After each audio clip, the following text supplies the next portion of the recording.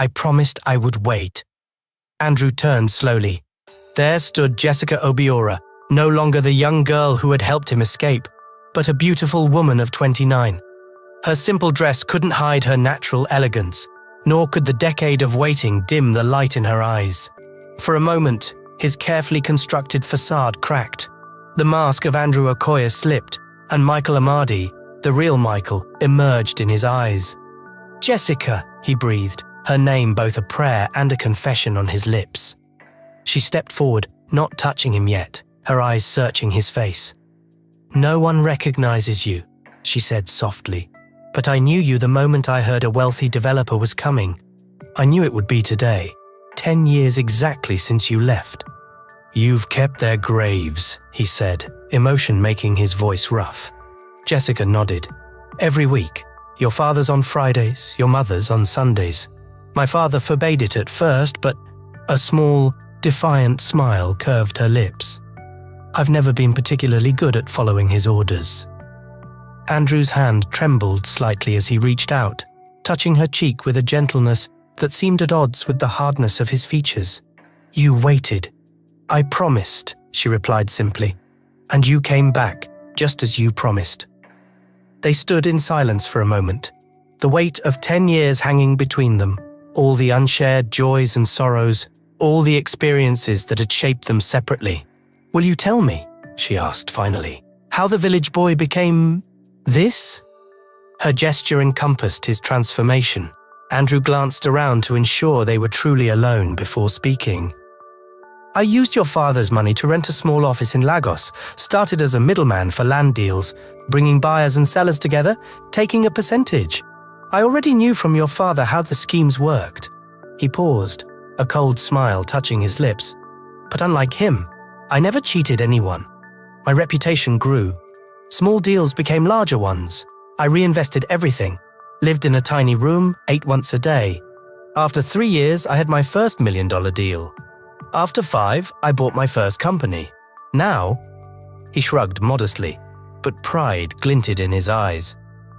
"Okoye Developments is one of the largest real estate firms in West Africa. And no one knows who you really are. No one," his voice hardened. "I built Andrew Okoye from nothing. All records show he was born in the north, educated abroad.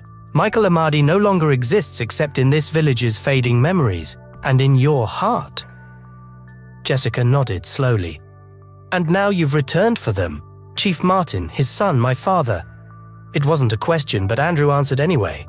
"Yes, justice delayed is not justice denied. The development proposal for the village, it's part of your plan, isn't it?" His smile was cold. Just the beginning.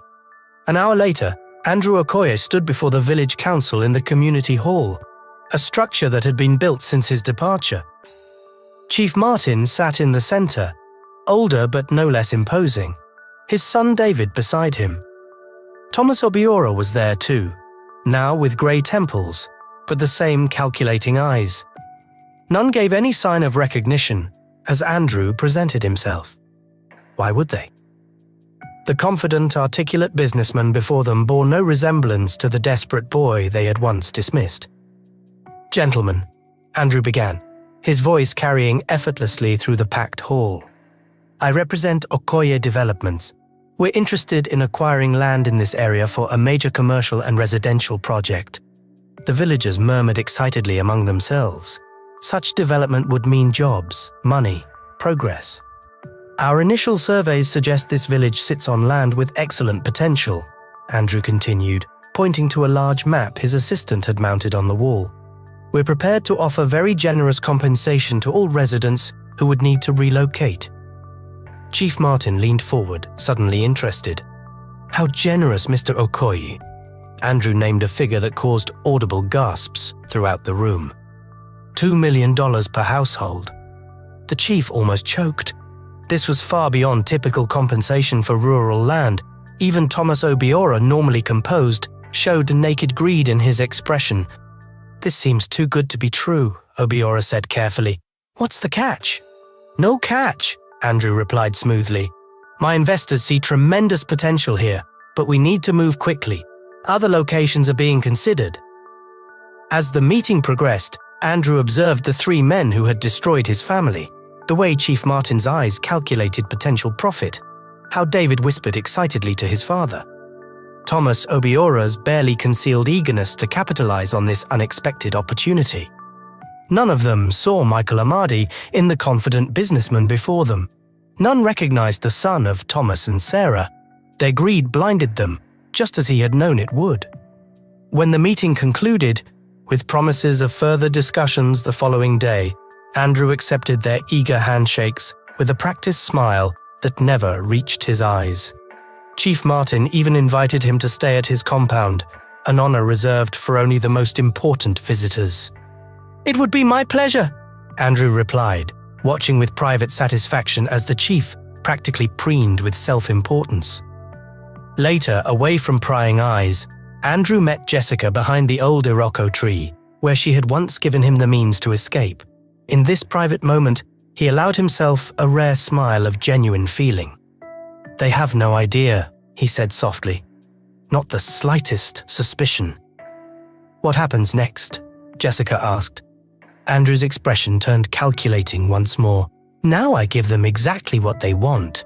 Money, status, recognition. I'll make them climb over each other for my favor." He looked toward the village, where lights were beginning to twinkle in the gathering dusk. "And then, when they've revealed the full measure of their greed and corruption, when they've compromised themselves beyond redemption." He didn't finish the sentence, but Jessica understood. She slipped her hand into his, a gesture of solidarity rather than restraint. 10 years is a long time to carry such pain, she said gently. For a moment, something vulnerable flickered in Andrew's eyes, a glimpse of the Michael who had boarded that bus a decade ago, heart heavy with grief and rage. But it disappeared quickly, replaced by cold resolve. "Some debts," he said quietly, "can only be paid in full." The next morning, Andrew arrived at Chief Martin's compound with his small entourage, a driver, a personal assistant, and a security detail. The compound had expanded considerably in 10 years, now boasting a 2-story main house with marble floors, ornate pillars, and a large satellite dish perched on the roof. Wealth acquired on the backs of struggling villagers. Chief Martin himself stood at the entrance, resplendent in traditional regalia that would have seemed ostentatious, even in a royal palace. "Mr. Okoye, welcome to my humble home," he announced, arms spread wide in greeting. Andrew smiled diplomatically, noting how the man who had once tossed 5,000 naira at his grieving mother now fawned over him. "Chief Martin, your hospitality honors me." Servants hurried to carry Andrew's expensive luggage to the guest quarters, a separate building with modern amenities that stood in stark contrast to the mud homes visible just beyond the compound walls. The irony wasn't lost on Andrew. He would be sleeping in luxury mere meters from where his mother had crawled in the dirt. Over breakfast served on imported china, Chief Martin introduced his son. "This is David, my only son and heir. He manages many of our family interests." David Okonkwo had changed little in 10 years, still arrogant, still entitled, though now with the slight paunch of a man who enjoyed excess without consequence. He extended his hand to Andrew with the casual confidence of someone accustomed to deference. "A pleasure to meet you, Mr. Okoye. Your reputation precedes you." Andrew shook his hand firmly, suppressing the urge to crush the fingers that had once gripped a steering wheel as Thomas Amadi bled out on a dusty road. "The pleasure is mine," Andrew replied smoothly. "And please, call me Andrew." Throughout that first breakfast, Andrew observed his hosts carefully. Chief Martin dominated the conversation, boasting about his influence in the region and his connections to government officials who could smooth any regulatory issues for the development project. David ate ravenously, interrupting occasionally to mention his own business accomplishments, each story transparently exaggerated. Neither asked Andrew substantive questions about the development plans. Their interest focused solely on potential profits. After breakfast, Chief Martin insisted on giving Andrew a personal tour of the village lands proposed for development. As they walked the dusty paths in the hot morning sun, Andrew noted how villagers bowed deferentially to the chief, their expressions a mixture of fear and resignation. Nothing had changed in 10 years. The same power dynamics, the same exploitation, the same poverty. "As you can see," Chief Martin declared with a sweeping gesture, "the land is perfect for your development, fertile, well-positioned, and—" He lowered his voice conspiratorially. "The current occupants will be easily persuaded to sell for reasonable prices." Andrew nodded thoughtfully. "And you can facilitate these negotiations?" "Of course, the people trust me," the chief replied, not noticing the flicker of disgust that passed briefly across Andrew's face. "For a reasonable commission, I can ensure everyone cooperates fully." By the time they returned to the compound in the early afternoon, Andrew had established the beginning of a working relationship with both men. The chief viewed him as a business opportunity. David saw him as a connection to wealth and status. Neither suspected they were being carefully studied by the son of the man they had destroyed. Over the following days, Andrew continued his meticulous observation of David Okonkwo. He noted the younger man's daily routine: waking late, spending mornings nursing hangovers, afternoons conducting cursory business at his father's various enterprises, and evenings drinking at the local elite clubs. Most importantly, Andrew catalogued his weaknesses: his love of expensive alcohol, his wandering eye for beautiful women, his desperate need for his father's approval, and his boundless ambition, constrained only by limited capability. On the fourth day of his stay, Andrew arranged to coincidentally encounter David at one of these clubs. He arrived just as David was holding court with a group of sycophants, buying rounds of premium whiskey and boasting loudly about his business acumen. "Ah, Andrew," David called upon seeing him. "Join us. Let me introduce you to the local business community." Andrew accepted graciously, ordering a round of drinks for the table, while declining alcohol himself with the excuse of an early meeting tomorrow. Throughout the evening, he steered conversations toward interests he had already identified as important to David. When the topic of automobiles arose, Andrew casually mentioned his collection of luxury vehicles. "You know cars?" David asked eagerly, leaning forward. "I own several," Andrew replied with calculated modesty. "A hobby of mine. I understand you're something of an enthusiast yourself." David preened at being recognized for something beyond his father's name. "I've always had a natural talent for driving. Even as a young man, I could handle vehicles better than men twice my age." He trailed off, a fleeting shadow crossing his face. Andrew wondered if some small part of him remembered the quarry worker he had left bleeding in the road. But the moment passed quickly, and David was soon boasting about his driving skills again, describing near misses and dangerous maneuvers as though they were accomplishments rather than recklessness. "You must show me your driving sometime," Andrew suggested as the evening concluded. "I'm always impressed by natural talent." David grinned, thoroughly hooked by the flattery. "Any time, my friend. Any time." The foundations of trust established, Andrew continued to cultivate his relationship with David carefully over the next week. They met for lunch, toured local attractions in Andrew's luxury SUV, and discussed the development project in terms that made David feel like an essential partner rather than merely his father's son. 10 days after his arrival, Andrew orchestrated his next significant move. He arranged a business dinner with local officials at the most exclusive restaurant in the area, a place where the bill for one meal exceeded a month's wages for most villagers. The setting was deliberately impressive: private dining room, uniformed waiters, elaborate multiple courses, and vintage wines. Chief Martin and David arrived dressed in their finest, clearly pleased to be seen in such prestigious company. Throughout the evening, Andrew ensured David received particular attention, deferring to his opinions and introducing him to the officials as a key partner in our venture. As brandy was served in crystal glasses following the meal, Andrew turned to David with an air of sudden inspiration.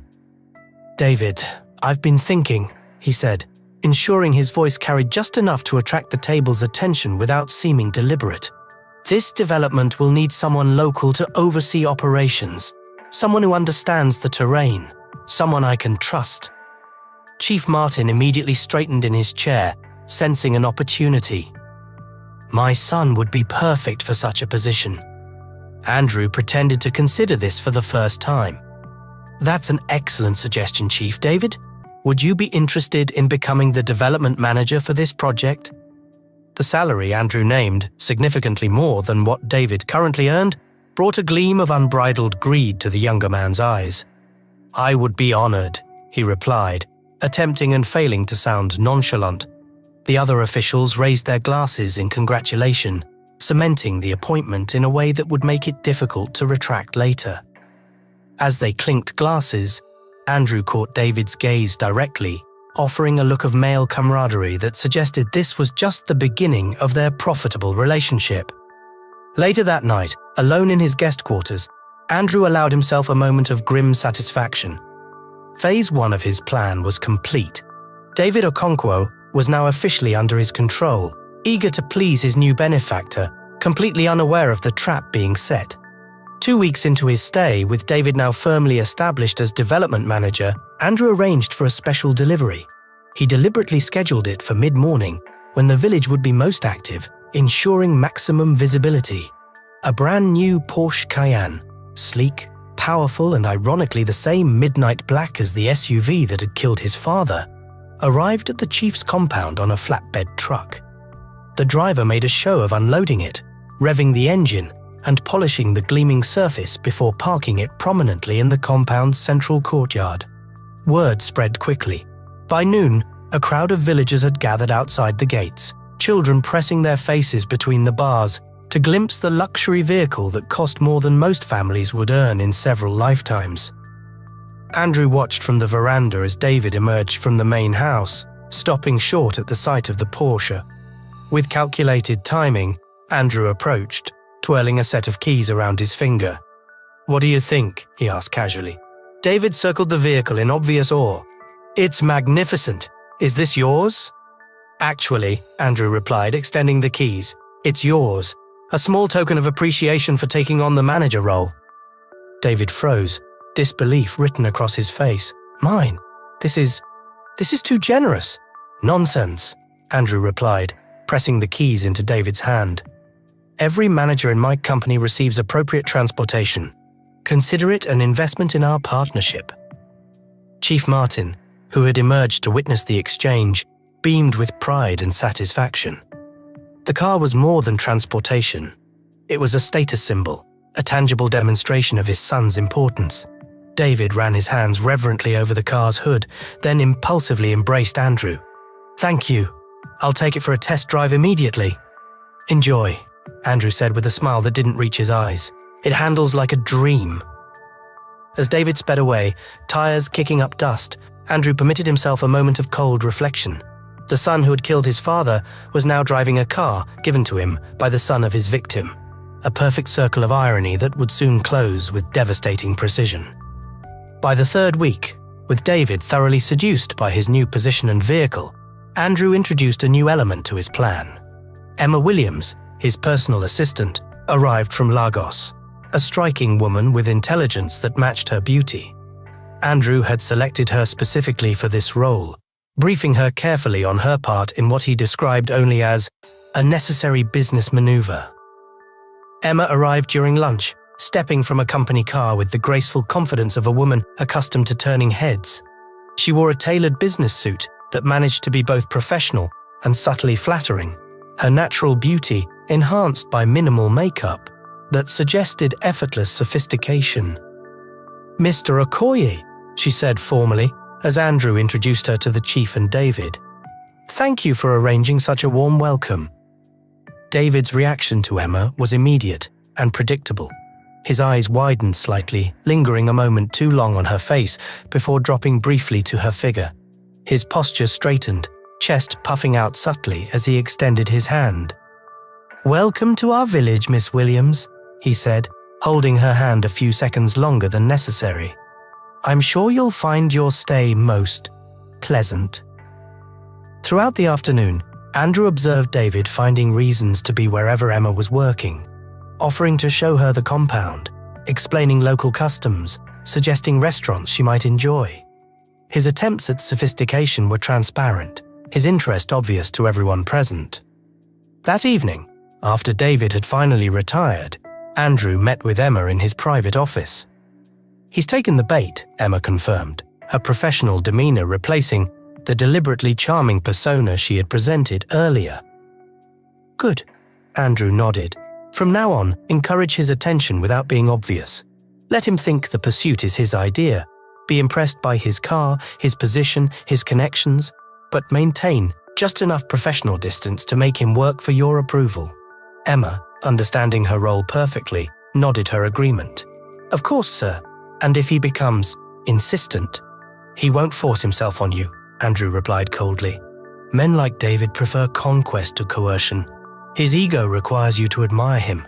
Just ensure that one of the things you most admire is his driving. 1 month after his return, with all pieces of his plan falling into place, Andrew hosted a lavish business dinner at Chief Martin's compound. He invited local officials, wealthy landowners, and potential investors, creating a prestigious event where David could showcase his new status as development manager. The compound was transformed for the occasion. Strings of lights illuminated the courtyard, white-clothed tables dotted the manicured lawn, and caterers from the city served elaborate dishes on silver platters. A small orchestra played soft music as uniformed waiters circulated with champagne. Andrew strategically seated Emma beside David, watching as the younger man showed off, ordering the most expensive drinks, and speaking loudly about his new role and the exclusive access it gave him to Andrew's business empire. "You handle that Porsche beautifully," Emma commented, after David described a recent drive to a neighboring town. "You must be naturally talented," David preened under her attention. "I've always had excellent reflexes, never been in an accident." Andrew, overhearing this, allowed a cold smile to touch his lips briefly before raising his glass. "To David, whose skills will drive our project to success." As the evening progressed, Andrew ensured David's glass was never empty, noticing how his speech grew increasingly slurred and his attention to Emma became more obvious. When most guests had departed and only a small group remained, Emma mentioned she needed some important documents from Andrew's temporary office in town. "I could send my driver," Andrew offered, knowing what would happen next. "I'll take her," David immediately volunteered, already reaching for his keys. "It's no trouble." "Perhaps that's not wise," Andrew suggested mildly. "You've had quite a few drinks." "Nonsense," David declared, affronted. "I drive better after a few drinks. Steadies the nerves." Andrew made a show of reluctant agreement. "If you insist. The files are rather urgent." He watched them leave, David's hand placed possessively on Emma's lower back as he guided her to the Porsche. Chief Martin, now somewhat intoxicated himself, clapped Andrew on the shoulder. "My son has never been happier," he declared. "This partnership is good for all of us." "Indeed," Andrew replied, his voice giving nothing away. "The future holds exactly what each of us deserves." 6 weeks into his plan, all the pieces were in position. David had grown accustomed to impressing Emma with increasingly reckless driving, each successful trip reinforcing his delusion of invincibility. His drinking had escalated, encouraged by Andrew's apparent approval and Emma's feigned admiration. The pattern was set. Now Andrew needed only to trigger the final sequence. He carefully arranged for a business rival, James MBA, to encounter David at the Elite Club, a private establishment where the local wealthy gathered. James, briefed by Andrew on exactly what to say, challenged David's driving prowess after several drinks. "I heard you think you're some kind of professional behind the wheel," James said loudly enough for others to hear. "But anyone can look good in an expensive car. Real skill shows in a race." Andrew, seated nearby, interjected smoothly. "David, he's not worth your time. These childish challenges are beneath someone in your position." As Andrew had calculated, the prohibition only inflamed David's desire to prove himself, especially with Emma present to witness either his triumph or his cowardice. "Name the time and place," David replied to James, ignoring Andrew's advice. That same night, after watching David consume several more drinks at a business dinner, Andrew casually mentioned that Emma was working late at the site office, reviewing permits. "Perhaps you should check on her," he suggested. "The roads can be dangerous at night." David immediately reached for his car keys, his eyes slightly unfocused but burning with determination. "I'll make sure she gets home safely." As David left, Andrew checked his watch. James would be waiting at the precise location they had arranged, a stretch of road near where Thomas Amadi had died 10 years earlier. Emma, fully briefed on the plan, would ensure David took that specific route. What happened next played out exactly as Andrew had planned. James Ember, as arranged, encountered David on the road and reiterated his challenge. With Emma as witness and his pride at stake, David accepted, racing down the same stretch of road where Thomas Amadi had died. The difference was that when David lost control on a curve, just as Andrew had calculated based on his drinking pattern and the car's handling, he didn't hit anyone else. Instead, the Porsche crashed into a construction vehicle Andrew had strategically positioned, its metal reinforcement bars shattering the windshield. Unlike Thomas Amadi, David Okonkwo didn't die. The expensive vehicle's safety features ensured his survival, but not his comfort. The metal bars penetrated the cabin, sending fragments into his lungs without killing him outright. Emma, protected on the passenger side, suffered only minor injuries, exactly as Andrew had arranged. 3 days after the accident, Andrew visited the private hospital where David lay immobilized, breathing through tubes, conscious but unable to speak. The doctors had explained his condition in clinical terms: hundreds of metal fragments embedded in his lung tissue, causing excruciating pain with every breath, inoperable due to the risk of further damage. The private room was expensively appointed, with medical equipment humming softly and large windows overlooking manicured gardens. David's eyes, the only part of him that could move freely, brightened with recognition and gratitude when Andrew entered. No doubt he expected sympathy, perhaps assurances that his job would still be waiting for him. Andrew waited until the nurses had left, before approaching the bed. For a long moment, he simply studied David's eyes, allowing the silence to stretch uncomfortably. Then, with deliberate slowness, he removed his designer sunglasses, allowing David to see his eyes fully for the first time, eyes that now burned with a cold hatred that transformed his entire face. "Do you know who I am?" he asked softly. David blinked in confusion, unable to speak through his breathing tubes. "My name is not Andrew Okoye," he continued, leaning closer. "My name is Michael Amadi. My father was Thomas Amadi, the quarry worker you killed with your car 10 years ago when you were drunk driving. The man whose blood you left on the road while you drove away." Recognition and horror dawned in David's eyes as he struggled to process this revelation. His heart monitor began beeping faster, registering his distress. "You're wondering if this is some cosmic coincidence," Andrew continued, his voice eerily calm. "It's not. Every moment since I returned has been carefully orchestrated. Your job, your car, Emma's attention, even the position of that construction vehicle. I wanted you to experience what my father felt that day, but with one crucial difference." He leaned closer, his voice dropping to a whisper. "You won't have the mercy of death. The doctors say you'll live a long life, in constant excruciating pain with every single breath, unable to die, unable to truly live." David's eyes filled with tears of pain and fear as Andrew straightened, replacing his sunglasses with the smooth movements of a man entirely in control. "This is just the beginning," he said, adjusting his suit cuffs. "Your father and Thomas Obiora will soon understand what it means to truly suffer, and you'll be alive to witness every moment of their downfall." As Andrew turned to leave, he paused at the door, looking back one last time. "Oh, and David, the doctors are under strict instructions to keep you alive at all costs, no matter how much you might beg for release. After all, what kind of friend would I be if I let you escape your pain?" He closed the door softly behind him, the quiet click more menacing than any slam could have been. In the hospital corridor, Emma waited with a tablet containing the next phase of their plan. "Is it done?" she asked quietly. Andrew nodded, his face once again the composed mask of Andrew Okoye, successful businessman. "One down," he said simply. 2 to go. The next morning, Andrew arrived at Chief Martin's compound to find it shrouded in uncharacteristic quiet. Servants moved with hushed steps, and the usual bustle of business visitors had been replaced by somber village elders offering sympathies for David's accident.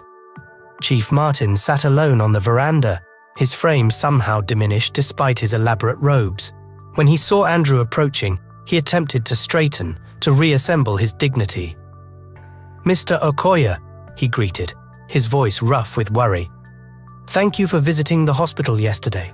The doctors say you've arranged for the finest care possible." Andrew nodded solemnly.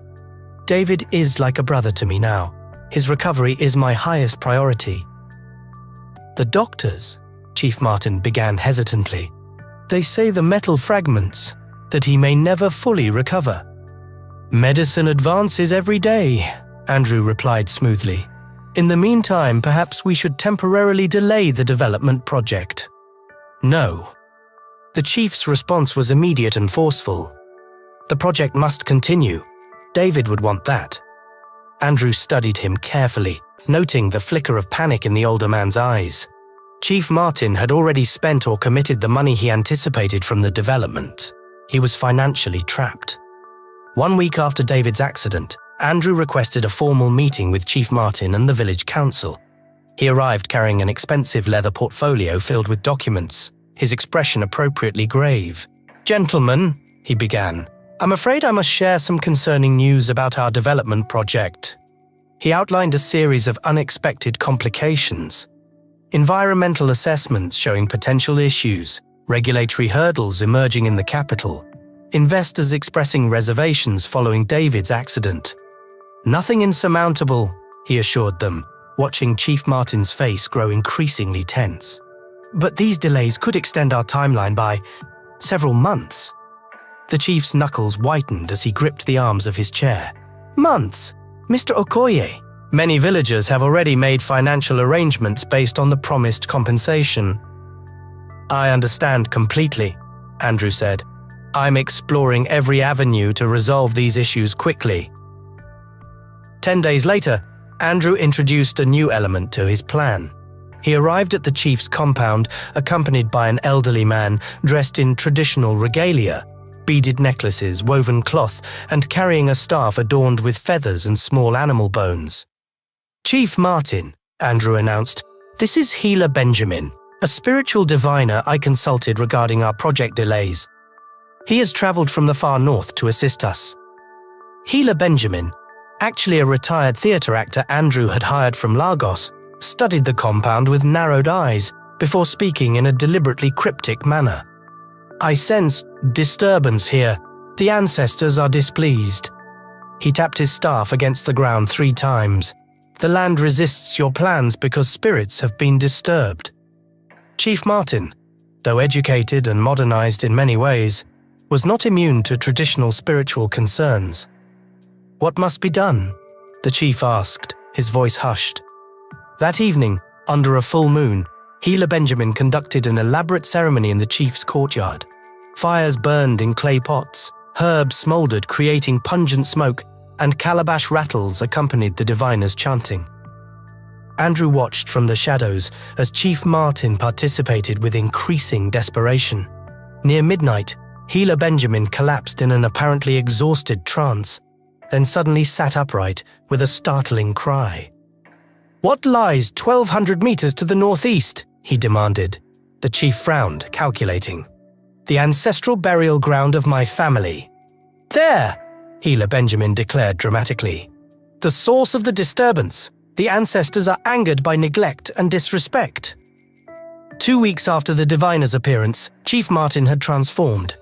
He ordered extensive renovations to the ancestral shrine, sacrificed valuable livestock, and performed dawn-to-dusk rituals under Healer Benjamin's guidance. Each day, the diviner would proclaim some improvement in spiritual alignment, only to discover a new disturbance the following morning. Meanwhile, Andrew implemented the financial component of his plan. He arranged for loan collection notices to begin arriving at the chief's compound, polite but firm reminders of these substantial sums borrowed to invest in the development project. By the end of the month, Chief Martin's composed facade had crumbled completely. The chief avoided public gatherings, spending hours in consultation with Healer Benjamin, or locked alone in his study. "The ancestors demand greater sacrifice," Healer Benjamin announced. The burial ground itself has become corrupted. The graves must be opened, the remains purified. Even the village elders murmured concerns at this suggestion. Disturbing ancestral remains was considered a profound taboo, inviting misfortune that could follow a family for generations. Yet 5 weeks after David's accident, driven by financial pressure and mounting spiritual fear, Chief Martin did the unthinkable. Under cover of darkness, he led a small group of loyal men to the ancestral burial ground and opened the graves of his parents. Andrew watched from a distance as the chief performed hasty rituals over the exposed remains before ordering them reburied. By dawn, the physical evidence of their transgression had been erased, but the spiritual violation hung heavy in the air. The next evening, Andrew met Jessica at their secret meeting place beneath the old Iroko tree. Her face was troubled as she greeted him. "They're saying the chief opened his ancestors' graves," she said without preamble. "Is this your doing?" Andrew didn't deny it. He would never have done it if true respect for ancestors lived in his heart. Greed has corrupted him completely. Jessica studied him in the fading light. "Michael," she said softly, deliberately using his real name, "where does this end?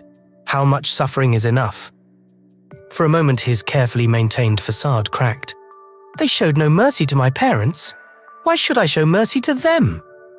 "Because you are not them," she replied simply. "The boy I waited for all these years would never become what he hated most." Andrew turned away.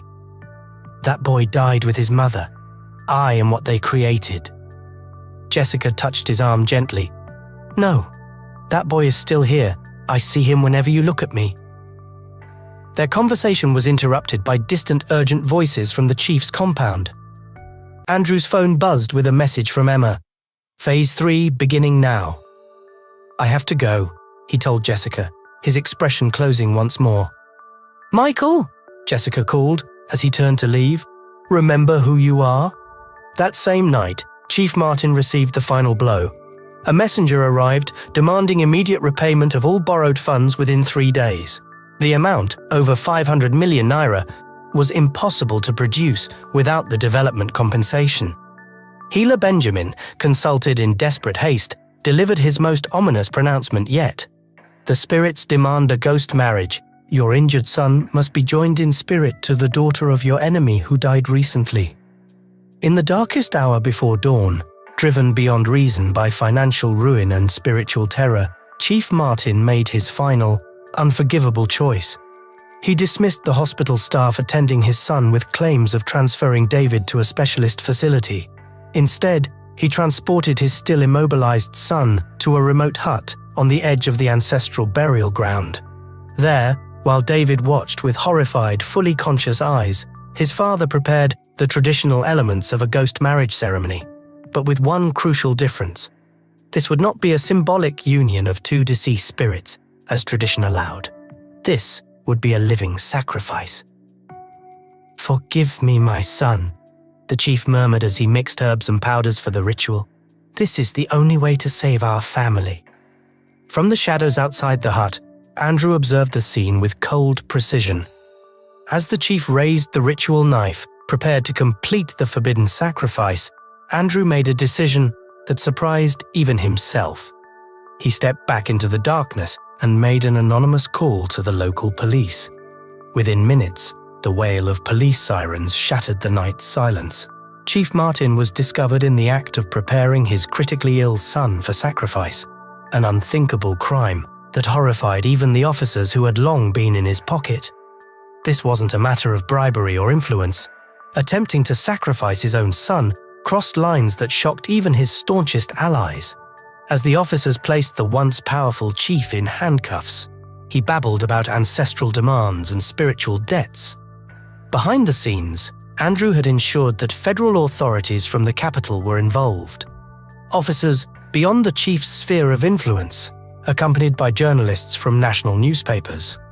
The public nature of the arrest, coupled with photographic evidence Andrew had arranged to be captured, made it impossible for local corruption to shield the chief this time.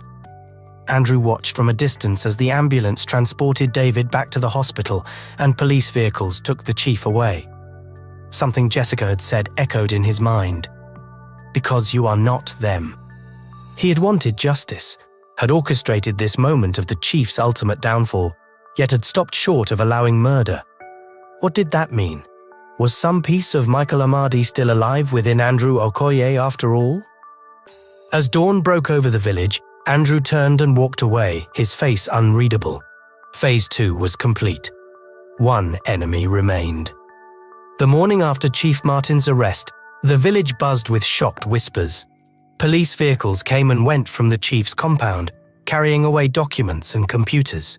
News crews from the city arrived by midday, their cameras capturing the spectacular fall of one of the region's most powerful men.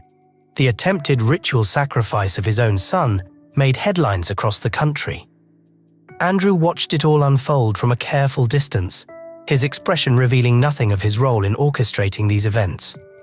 When reporters approached him for comment as the development project's investor, he expressed appropriate shock and concern, playing perfectly the role of an outsider caught in local tragedy. By evening, he had arranged a meeting with Thomas Obiora at the businessman's home. Unlike the chief's compound, Obiora's residence was modern and Western in style, a concrete mansion with marble floors and imported furniture. The man himself had aged since Michael's departure 10 years ago, grey now streaking his temples, lines etched deeper around his eyes, but his demeanour remained the same, confident, calculating, always looking for advantage. Mr. Okoye, Obiora greeted him in the study, pouring expensive whiskey into crystal glasses. What a shocking day! To think the chief would attempt such a barbaric thing. Andrew accepted the glass without drinking. Indeed, it seems financial desperation can drive men to unimaginable acts. Financial? Obiora's eyebrows raised in feigned innocence. I thought it was some spiritual madness. The two are often connected, Andrew replied, studying the man who had driven his mother to suicide. The chief borrowed extensively against his properties to invest in my development project. When delays arose, understanding dawned in Obiora's eyes. And now the project is in jeopardy, unfortunately. The chief's arrest, the scandal, investors are nervous.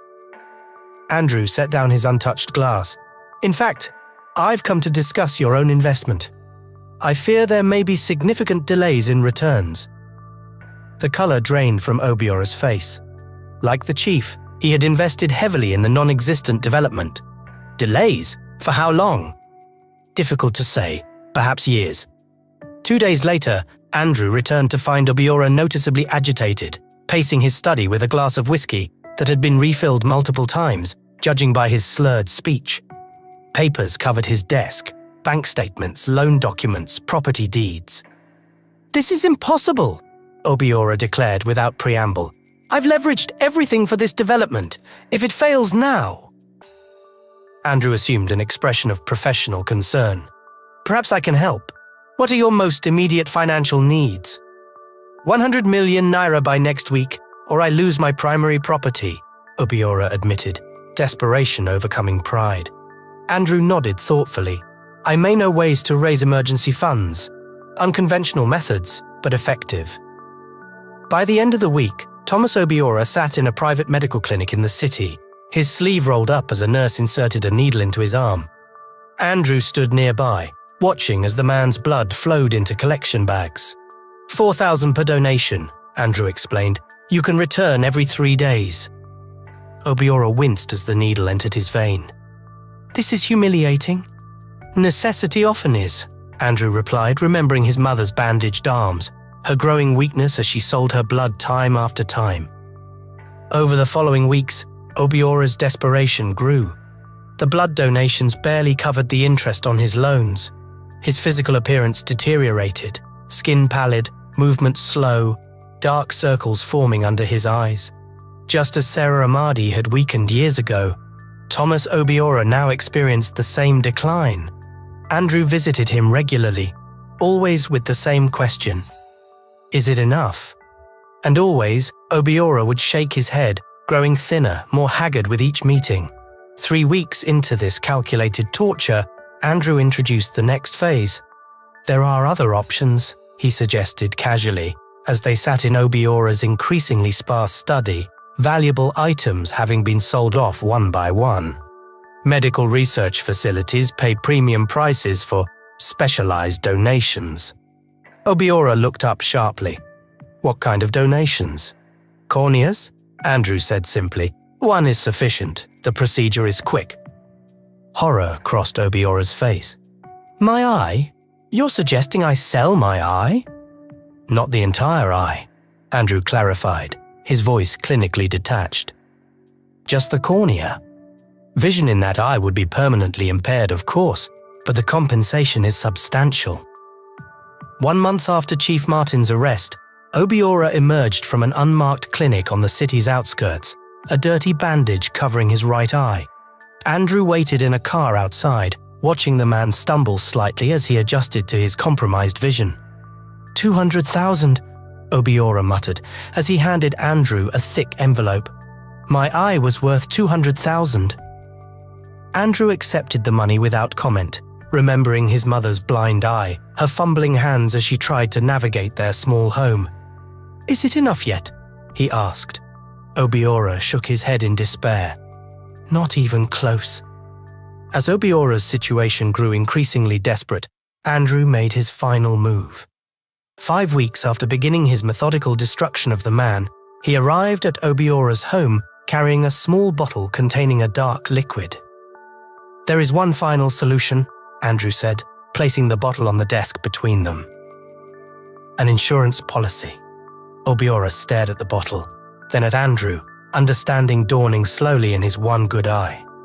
Like the policy I sold that woman years ago. The policy that pays out when the insured party dies, Andrew finished for him. Yes, I've already arranged it.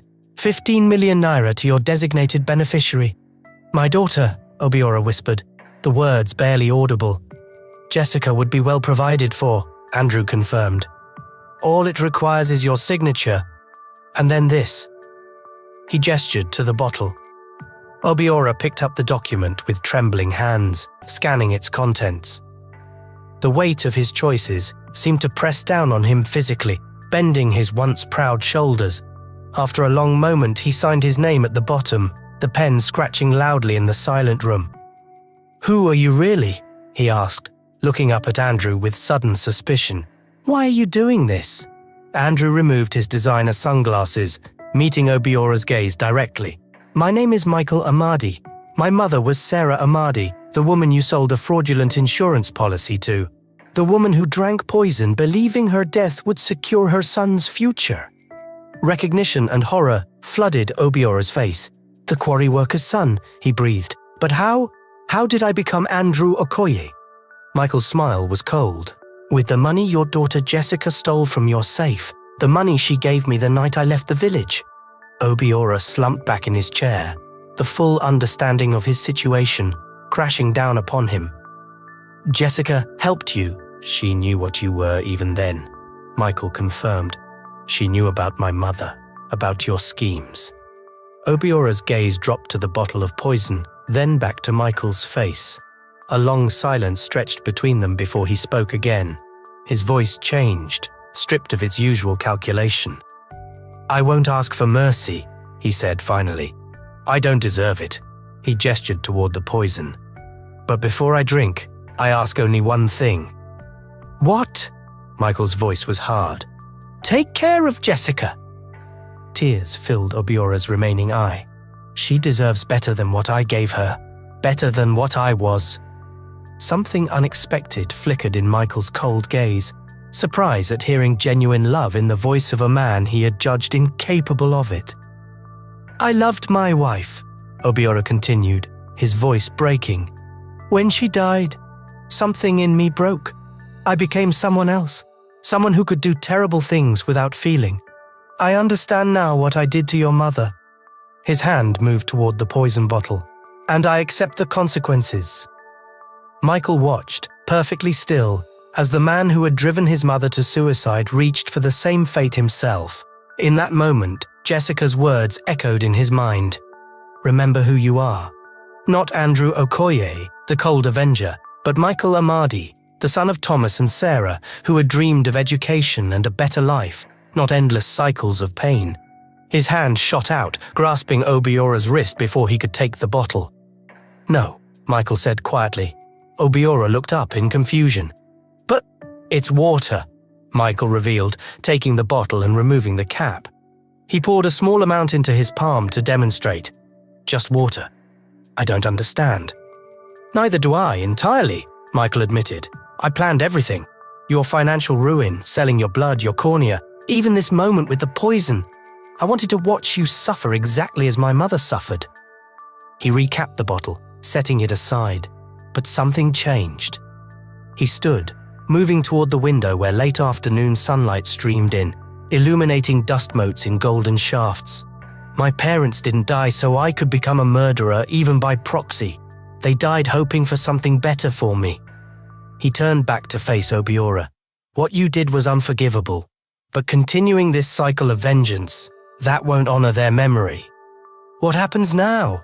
Obiora asked, still stunned by this unexpected turn. "Justice, not revenge," Michael answered. "The police have received anonymous evidence of your fraudulent insurance schemes. Evidence I've spent years meticulously compiling and corroborating with testimony from dozens of your victims, not just from this village, but across 3 states. He took out his phone, showing Obiora detailed financial records and sworn statements. "Unlike when you exploited individual grieving families who had no power, this case has the attention of the State Financial Crimes Commission. I've made substantial donations to anti-corruption NGOs who are monitoring the case. Even with your connections, these charges can't be buried." Michael moved toward the door, pausing before leaving. "As for Jessica, she's always been capable of taking care of herself. She was never your possession to give to me." 1 week later, with Thomas Obiora in police custody, awaiting trial for multiple counts of fraud, his usual allies reluctant to assist him with so much public scrutiny, Michael stood before a gathering of village elders and residents.